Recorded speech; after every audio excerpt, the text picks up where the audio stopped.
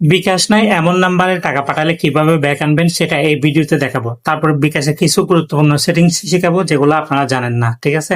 এখন আমি যে নাম্বারে বিকাশ নাই ওই নাম্বারে টাকা পাঠাই দেখাবো, কিভাবে টাকা ব্যাক আনবেন সেটাও দেখাবো। তো আপনারা আমার ব্যালেন্সটা দেখেন, আমার ব্যালেন্স হচ্ছে 1085 টাকা আছে। তো এখন আমি সেন্ড মানিতে ক্লিক করব। সেন্ড মানি ক্লিক করার পর আমি যে নাম্বারে বিকাশ নেই ওই নাম্বারটা তুলবো। আর একটা কথা বলে রাখতেছি, যেখানে নাম্বার দেখা যাবে ওখানে আমি ঝাপসা করে দিব। আপনাদেরকে মূল কাজগুলো দেখাবো, আপনারা ওইটা মনোযোগ দিয়ে দেখবেন, ঠিক আছে? কারণ আমার নাম্বারগুলো ঝাপসা করে দিতে হবে আমার নিরাপত্তার সাথে।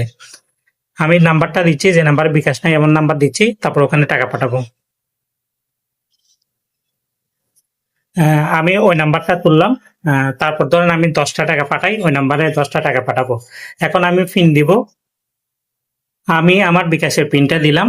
তারপর হচ্ছে আমি টাকা পাঠাবো, এখানে লেখা আছে। তারপরে অনেকে খেয়াল করেন না, টাকা পাঠাই দেন, বিকাশ না এমন নাম্বারে টাকা পাঠাই দেন। ধরেন আমি এই নাম্বারে টাকাটা পাঠাই দিলাম। হ্যাঁ, টাকা পাঠাই দিলাম। তারপর এখন আমি বিকাশের ব্যালেন্স দেখবো, আমার কত আছে দেখবো। আমার বিকাশের ব্যালেন্স হচ্ছে 1075 টাকা। এখন আমি টাকাটা কিভাবে ব্যাক আনবো সেটা দেখাবো। আপনারা আবারও সেন্ড মানিতে ক্লিক করবেন। সেন্ড মানিতে ক্লিক করলাম। ক্লিক করার পর এখানে দেখবেন, আপনাদেরকে আমি মার্ক করে দেখাচ্ছি, নন বিকাশ লেখা আছে, ঠিক আছে? এটা ভালোভাবে দেখেন, নন বিকাশ। তো আপনারা ওটার উপর ক্লিক করবেন।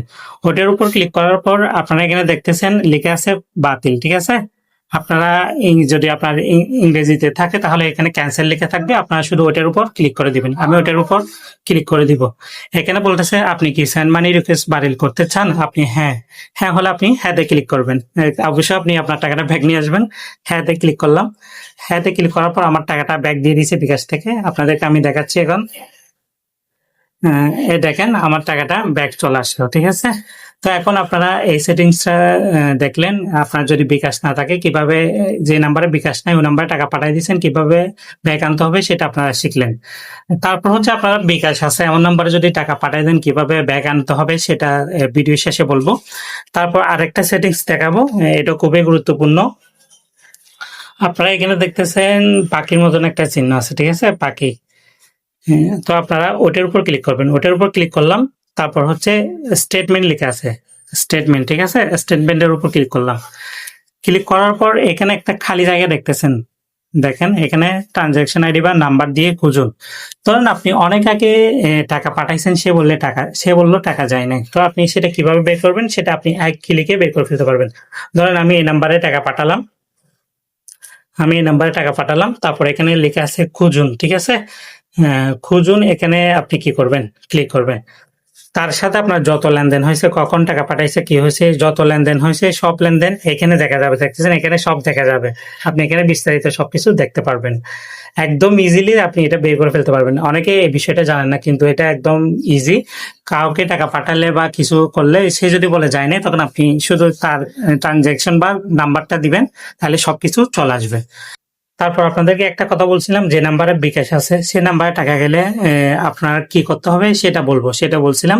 তো আপনারা এখানে দেখতেছেন ফাঁকির মতন একটা আইকন আছে, ওইটার উপর ক্লিক করবেন, ঠিক আছে? উপরে আপনাদেরকে আমি মার্ক করে দেখাই দিচ্ছি। তারপর ওইটার উপর ক্লিক করবেন। তারপর নিচে আসবেন। নিচে আসার পর এখানে দেখতেছেন সাপোর্ট লেখা আছে, ঠিক আছে? ওটার উপর ক্লিক করবেন। ক্লিক করার পর এখানে দেখতেছেন লাইভ চ্যাট, ঠিক আছে? Live chat.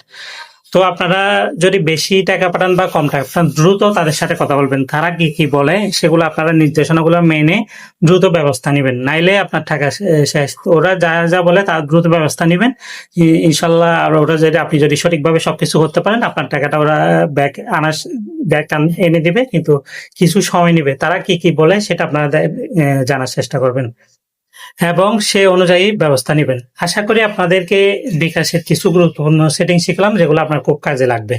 সবাই ভালো থাকবেন, সুস্থ থাকবেন। আপনাদের জন্য যাতে এরকম ভিডিও নিয়ে আসতে পারি সেজন্য দোয়া করবেন। আর যারা ইউটিউবে দেখবেন আমার চ্যানেলটা অবশ্যই সাবস্ক্রাইব করবেন, লাইক কমেন্ট শেয়ার করবেন।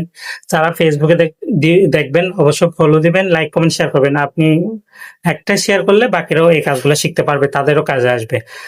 ঠিক আছে? আর একটা কথা, বিকাশ অফিস থেকে কখনো আপনার থেকে পিন জানতে চাইবে না, পিন এবং ওটিপি জানতে চাইবে না। এগুলো কখনো কাউকে দিবেন না। বিকাশ নিজ থেকে কখনো এগুলো জানতে চাইবে না। তাইলে আপনার অ্যাকাউন্ট 100% নিরাপদ থাকবে। সবাই ভালো থাকবেন, সুস্থ থাকবেন। আল্লাহ হাফেজ।